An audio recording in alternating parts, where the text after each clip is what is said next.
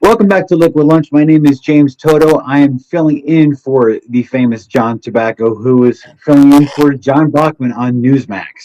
With us right now, we have David Eisenbach. He is a professor at Columbia University.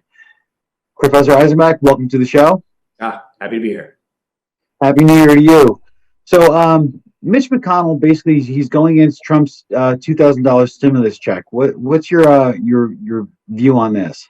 Yeah, well, this is a fight that they've actually been having sort of behind the scenes for months now. And what I don't understand is why Trump didn't break with Mitch McConnell back during the summer when he had an opportunity to put stimulus checks, $1,200 in every American voter's hands in the fall, which would have bought him a lot of goodwill. And I think he would have won the presidency if he had been able to cross Mitch earlier. I don't really understand why he didn't go for it.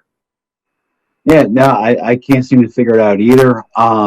The Senate is overriding Trump's veto of the defense bill. Where do you see that going?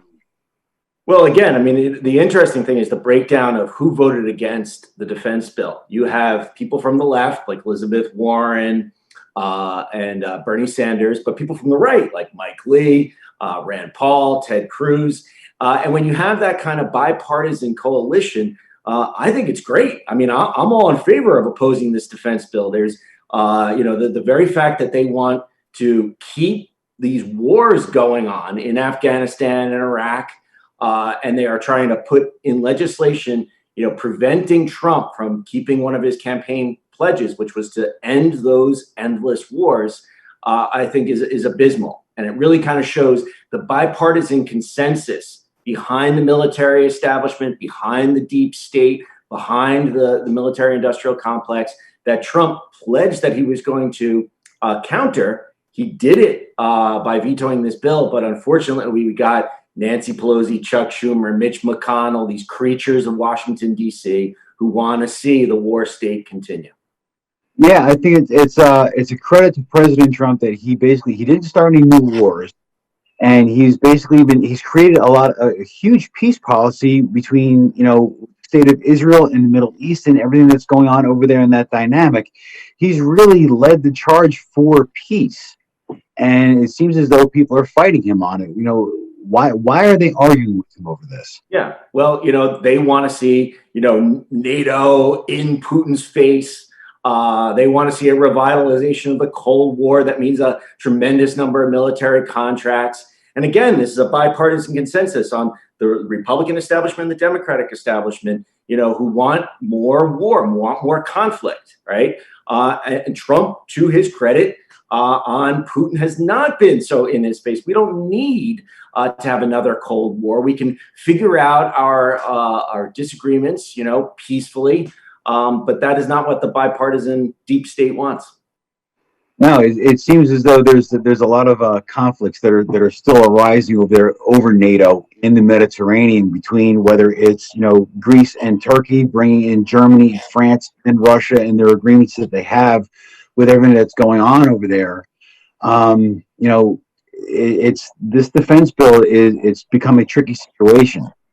It is. But again, if you look at the kind of bipartisan opposition, you can see that those who are challenging the establishment come from both wings and the far left or the far right of the party.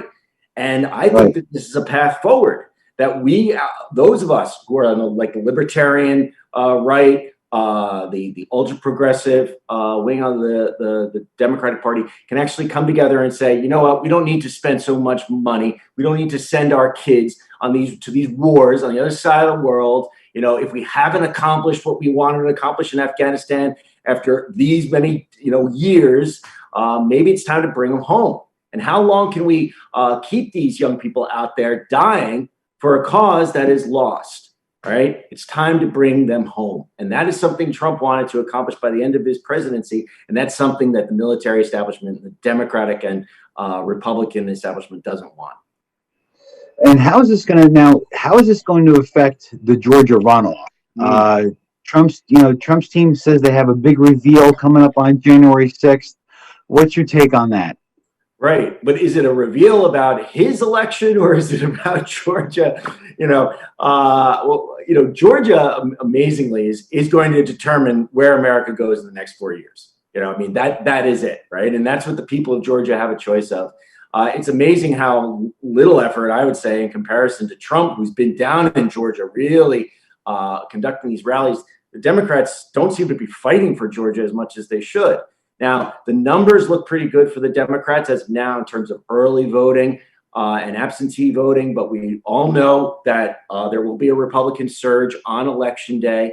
But that will determine the fate of Joe Biden's presidency. Is it going to be 2 years of stonewalling that he's going to get for Mitch McConnell, a big loss at the midterm elections, or are the Democrats going to take the Senate, get rid of the filibuster, bring in Washington, D.C., Puerto Rico as new states, pass a massive infrastructure stimulus program? I mean, it's a tale of two presidencies.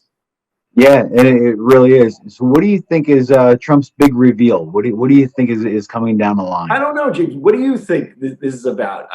Do you have any thoughts? That is, President Trump is one man who has perfected the art of look, squirrel. He's perfected that. He's doing something over here, or it appears that he is, and yet something else is going on over here where he's getting things done. So I really don't know what his big reveal is going to be.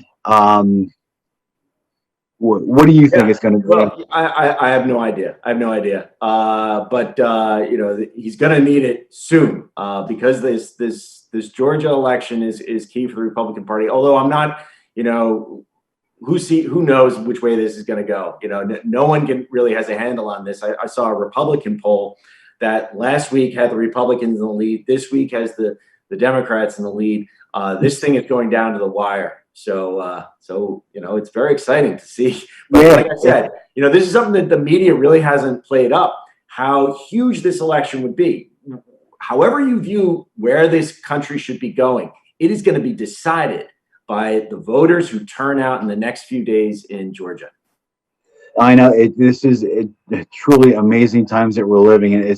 And I don't use the word amazing in that normal sense.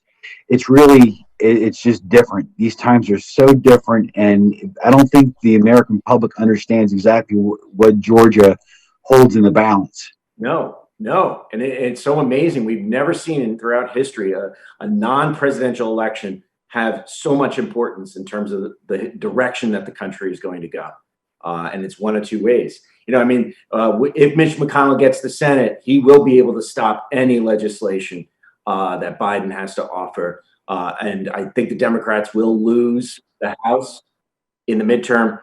And it's not going to look good for the Democrats in 4 years from now either. Well, thank you very much, Professor Eisenbach, for your insight. Really appreciate it. It's always informative, So thank you very much. I wish you and your family a happy new year. God bless. And thanks for being on the show. You too, James. Thank you. Coming up, we have David Dodd, GeoVax Chairman and CEO, Vaccine Expert on Liquid Lunch. And my name is James Toto, filling in for John Tobacco.